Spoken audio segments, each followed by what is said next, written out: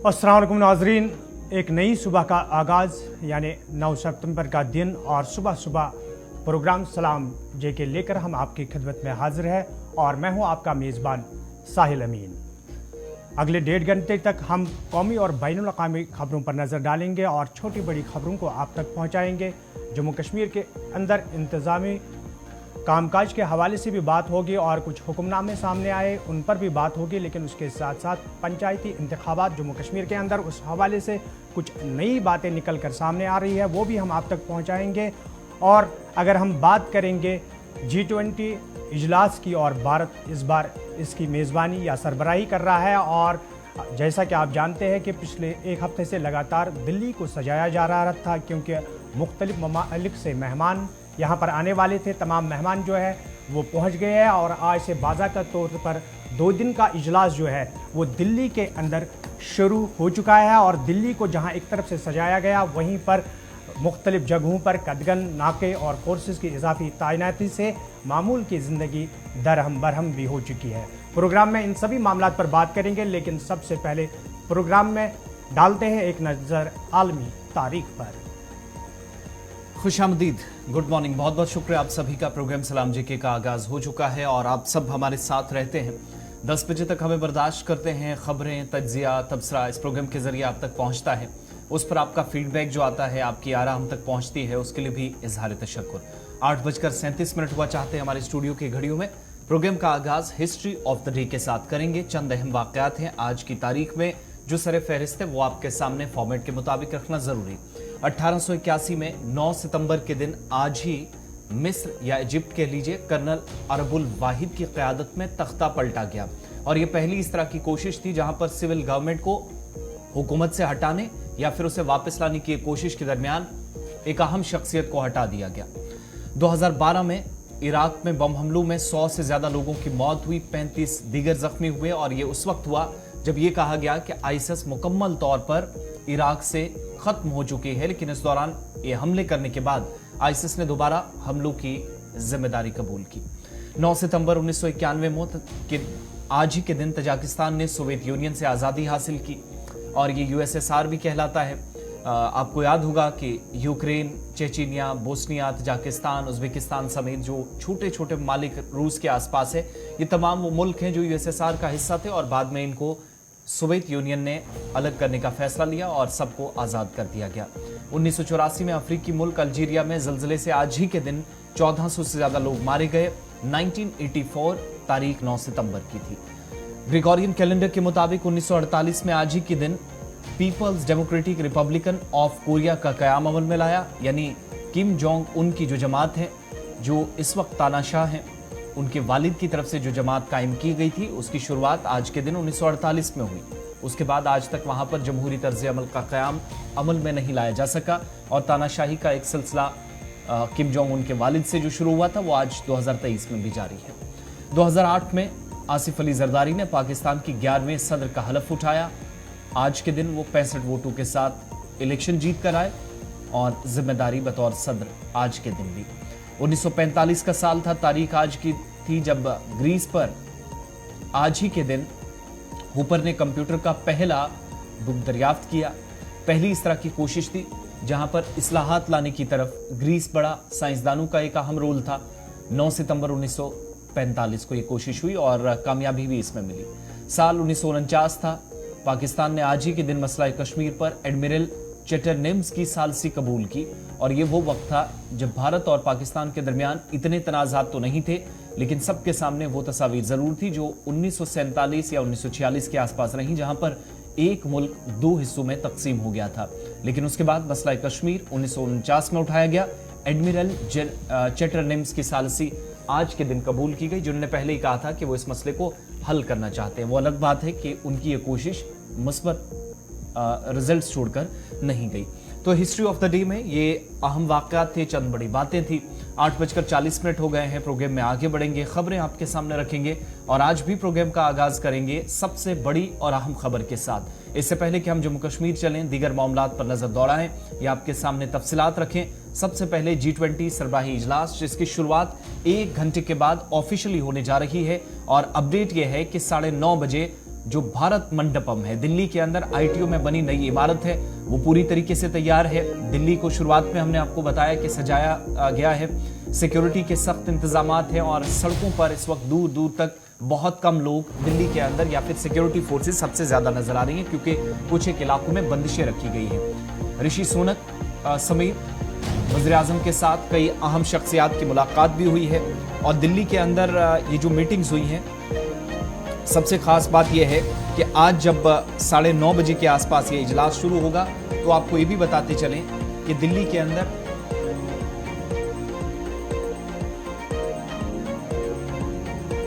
साढ़े 10 बजे पहले तो इजलास की शुरुआत 10:30 बजे ऑफिशियली होगी, लेकिन पहला मरला जो है वो 9:30 बजे जब लीडरान वज़ीर आज़म के साथ इकट्ठे होंगे और फोटोग्राफी के लिए तमाम लीडर्स तैयार होंगे।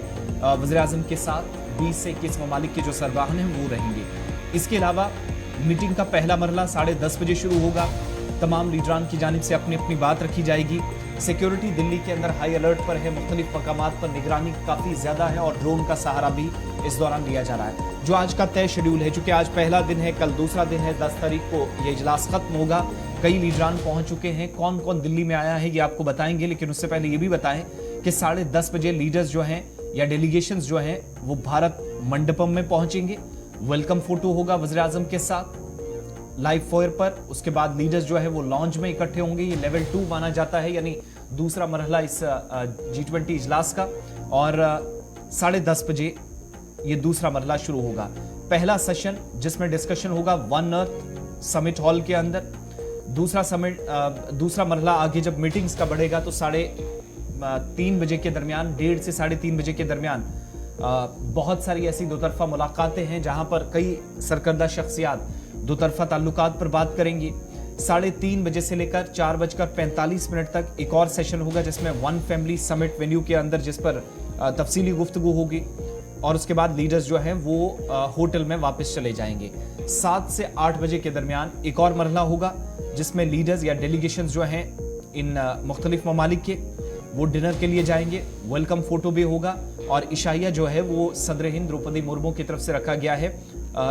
डिनर के साथ साथ डिस्कशन भी होगा 8 से 9 बजे जो ऑफिशियल टाइमिंग दी गई है।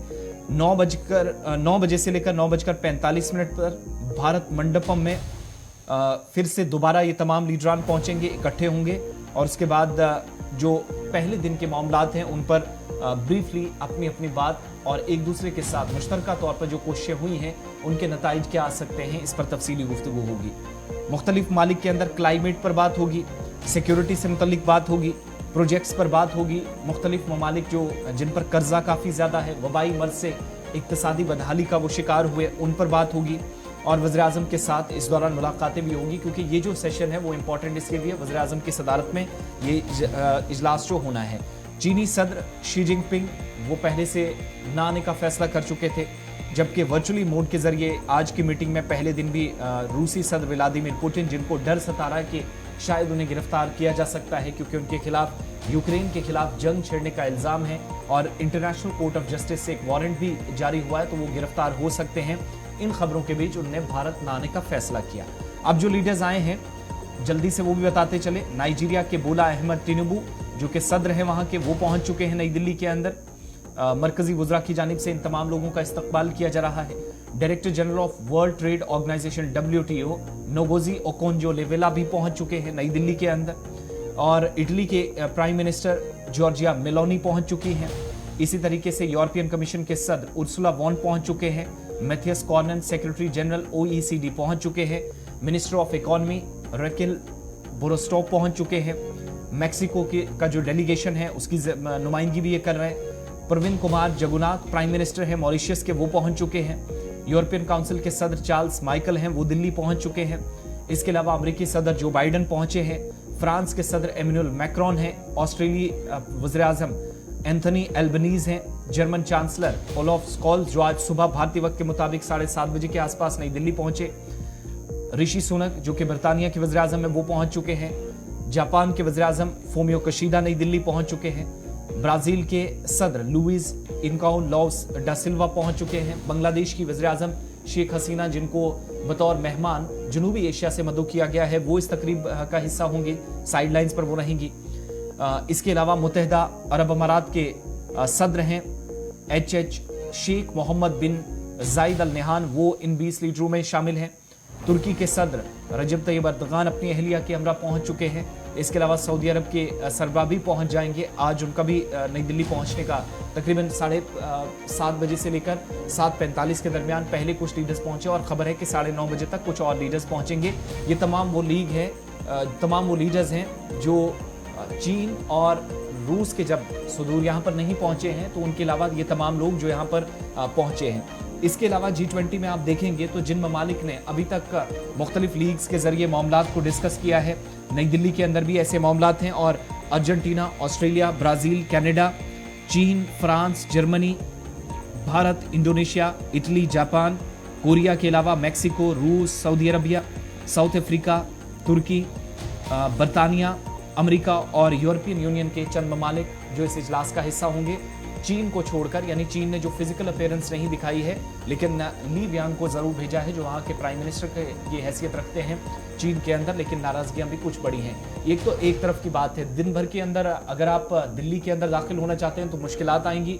इजाज़त आपको लाल किला, कश्मीरी गेट, ITO और इसके अलावा जो पुरानी दिल्ली के रास्ते हैं वो पूरी तरीके से बंद रखे गए हैं। वहां पर गैर जरूरी तौर पर नकलो हरकत की किसी को इजाजत नहीं होगी। एक तो वो कंफर्मेशन। अब जरा जल्दी से दूसरी खबर आपको इसी के साथ बता दें, वो ये है कि UAE, सऊदी अरब और भारत एक अहम पेशरफ्त कर सकते हैं। और बड़ी खबर यह है कि अगर ये पेशरफ्त कामयाब होती है, जो डेवलपमेंट आज होने जा रही है, तो इसका एक नतीजा ये होगा कि G20 इजलास की सबसे बड़ी डेवलपमेंट में से एक मानी जाएगी और रेल रास्ते बेहतर बनाने या रेल के जरिए राब्ता करने की कोशिश मशरिक वस्ता के साथ भारत की है। रेलवे मुआहदे का ऐलान मुमकिन है इसी दौरान हो जाए। अभी तक जो जानकारी मिल रही है कि G20 इजलास के दौरान ही, जहां पर सऊदी अरब का जो डेलीगेशन है वो भी मुलाकात कर सकता है वज़ीर आज़म के साथ। इसके अलावा अभी तक की इतलात के मुताबिक UAE के सदर अल नहान जो यहाँ पर ऑलरेडी पहुंचे हुए हैं, वो इस इजलास का चूंकि हिस्सा हैं, वो भी वज़ीर आज़म के साथ मीटिंग करेंगे। तो मुमकिन है कि इस अहम पेशरफ्त पर उनकी हामी भी सामने आए। इसके अलावा जो हमारे पास अभी तक इतलात है कि G20 समिट में अमरीकी सदर की जानिब से भी इस बात की तरफ इशारा किया गया है कि मशरिक़ वस्ता और जनूबी एशिया के दरमियान जो दो तरफा ताल्लुकात हैं वो तो बेहतर हैं ही, लेकिन एक कोशिश ये भी कि रेलवे के जरिए दोनों ममालिक या मुख्तलिफ ममालिक जुड़ सकें, दोनों खित्ते जुड़ सकें, इसके लिए एक कोशिश होनी चाहिए। ऑक्सिस की जानिब से एक रिपोर्ट की गई है जिसमें कहा गया है कि आज सऊदी अरब और इसके अलावा ये जो एग्रीमेंट है वो UAE के किंगडम के दरमियान हो सकती है और 2024 की कैंपेन से पहले एक बड़ी और मेजर डेवलपमेंट के तौर पर और सबसे बड़े एजेंडों में से एक, क्योंकि इस कोशिश में अभी तक अपना मुस्बत रोल जो है वो अमेरिका की तरफ से भी पेश किया गया है और ग्लोबल इंफ्रास्ट्रक्चर और इवेंट्स इंफ्रास्ट्रक्चर के बैनर तले ये जो प्रोग्राम मुनक्किद होगा, तो मुमकिन है कि रेल राब्ते को शुरू करने के लिए या रेल के जरिए अरब ममालिक के साथ जुड़ने के लिए भारत की तरफ से सबसे बड़ी डेवलपमेंट हो सकती है। और आज तमाम लीडरान जब दीगर मामलात पर डिस्कस करेंगे तो खबर है कि सिक्योरिटी एडवाइज़र जो US सदर के हैं जेक सुलिवान, उनकी जानिब से भी बड़ी कोशिशें इसमें की गई हैं। और जो ऑक्सिस की रिपोर्ट आई थी उसने भी इस बात की तस्दीक की थी कि कोशिश ये हो रही है कि अरब ममालिक को जनूबी एशिया के साथ वाया भारत जोड़ा जाए और सबसे अहम पेशरफ्त ये होगी कि इन्वेस्टमेंट इंफ्रास्ट्रक्चर और जो मेजर डेवलपमेंटल पार्ट्स हैं, एग्रीमेंट्स हैं, उन पर कैसे बात आगे बढ़ेगी। G20 से बड़ा कोई प्लेटफॉर्म नहीं हो सकता जहां पर डिस्कस होगी। तो सऊदी अरब, मुत्तहिदा अरब अमारात और भारत के दरमियान मुमकिन है कि आज नहीं तो कल रेलवे नेटवर्क कैसे बेहतर किया जाए, राब्ते बहाल हों रेलवे नेटवर्क के जरिए, इस पर सबसे बड़ी और अहम पेशरफ्त आज या कल हो सकती है। चलिए, G20 इजलास के हवाले से बात हो रही थी और G20 इजलास में जहां तकरीबन 20 मुल्कों के सरबराहान जो है वो शिरकत कर रहे हैं और इसके साथ साथ अगर आपको बताते तो मुख्तलिफ रियासतों की जानिब से यहाँ पर स्टॉल्स भी लगाए गए हैं, क्राफ्ट बाज़ार भी बनाया गया है और उसमें कश्मीर की पेपर माशी भी शामिल है। और पेपर माशी से ताल्लुक़ रखने वाले दस्तकारों का मानना है कि इससे उन्हें आगे जाने में या इस पेशे को फ़रोग देने में काफ़ी मदद भी मिल सकती है। इसके साथ साथ अब जम्मू कश्मीर के मामलात की भी बात करेंगे और जम्मू कश्मीर में जहां ULB इंतखाबात को लेकर स्टेट इलेक्शन कमीशन की जानिब से लगभग तैयारियों को हतमी शक्ल दी जा रही है, वहीं पर माना जा रहा है कि यहां पर पंचायती इंतखाबात को लेकर भी सेम एक्सरसाइज के तहत स्टेट इलेक्शन कमीशन सामने आ सकती है। और उसके साथ साथ कुछ नई चीज़ें भी है जो इस बार पंचायती इंतखाबात को लेकर स्टेट इलेक्शन कमीशन के सामने है। इससे पहले हमने देखा था कि 2-3 साल पहले भी इस तरह के मामलात सामने आए थे कि क्या इलेक्शन नॉन पार्टी बेसिस पे होने चाहिए या नहीं। काफ़ी ज़्यादा इस पर जम्मू कश्मीर के अंदर हमने हंगामा राई देखी, सियासत काफ़ी ज़्यादा हुई और मुख्तलिफ सियासी जमातों का अपना अपना रुख इस पर था। लेकिन आज जो खबरें मौसूल हो रही हैं और कुछ चीज़ें जो इलेक्शन अथॉरिटी की तरफ से तस्दीक की गई हैं, कुछ खबरें जो हमारे ज़राए के ज़रिए हम तक पहुंची कि पंचायती इंतखाबात जो इस बार भी नॉन पार्टी बेसिस पर कराने की तैयारी है और मुमकिन है कि बहुत जल्द मजाज अथॉरिटी और जम्मू कश्मीर इंतज़ामिया मशावरत के बाद इस पर हतमी फैसला ले सकती है।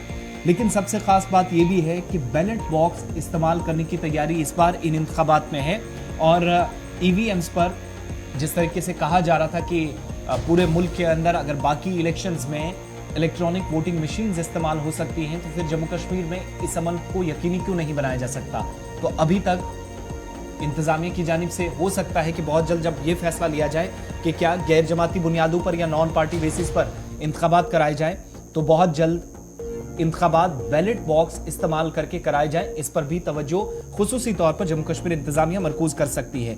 दीगर कुछ अहम बातें भी हैं क्योंकि हतमी जो इंतखाबी फहरिस्त है इनकी तकमील और चीफ इलेक्टोरल ऑफिसर के जरिए अर्बन लोकल बॉडीज के लिए जो मखसूस नशिस्तों के ड्राफ्ट है उसकी भी तारीख में तौसी कर दी गई है। ये आगे चलकर हम आपको बताएंगे, लेकिन बात जरा पहले पंचायती इंतखाबात के हवाले से करेंगे और मजीद क्या कुछ मजाज अथॉरिटी इसमें कंफर्मेशन कर रही है।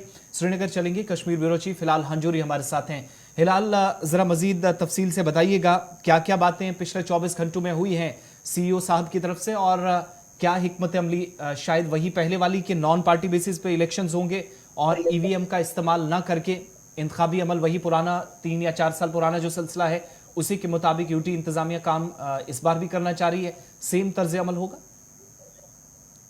देखिए, पहले ULB इंतखाबात होंगे और वो अक्टूबर-नवंबर के अंदर मुतवक्का है। हालांकि अभी कोई नोटिफिकेशन उसके लिए हतमी नहीं निकली है, लेकिन इतना जरूर है कि जो रिवीजन है वो जरूर हुआ है और इसके हवाले से जो रिजर्वेशन कैटेगराइज करनी थी उसमें भी हुआ है कि कौन कौन सी सीटें खवातीन के लिए रखी गई है और शहरी श्रीनगर के लिए या श्रीनगर म्यूनिसिपल कॉर्पोरेशन हो या जितने भी लोकल बॉडीज हो वहां पर कोई भी कश्मीर के अंदर खासतौर पर कोई भी ऐसी निशस्त नहीं है जो शेड्यूल कास्ट शेड्यूल ट्राइब के लिए मखसूस की गई है।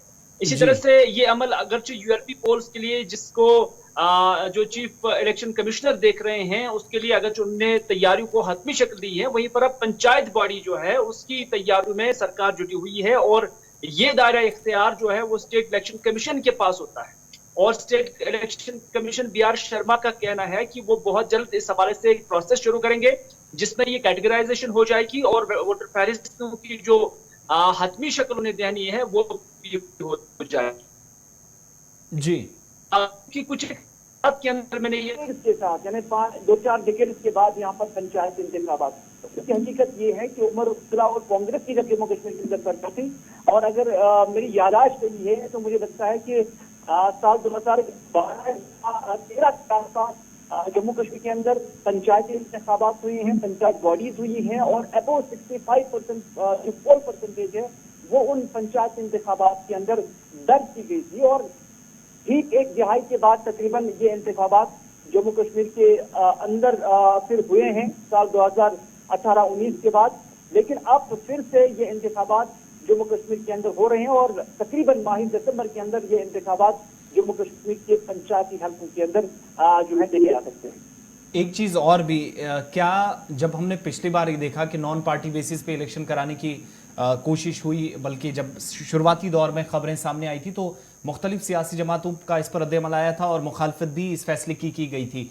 क्या सेम पॉइंट ऑफ ओपिनियन इस बार भी हम एक्सपेक्ट करें पॉलिटिकल पार्टीज की तरफ से और इसका वाज़े तौर पर कोई फर्क नजर आएगा इलेक्शन प्रोसेस पर ये या जब हम रिजल्ट्स की तरफ जाएंगे?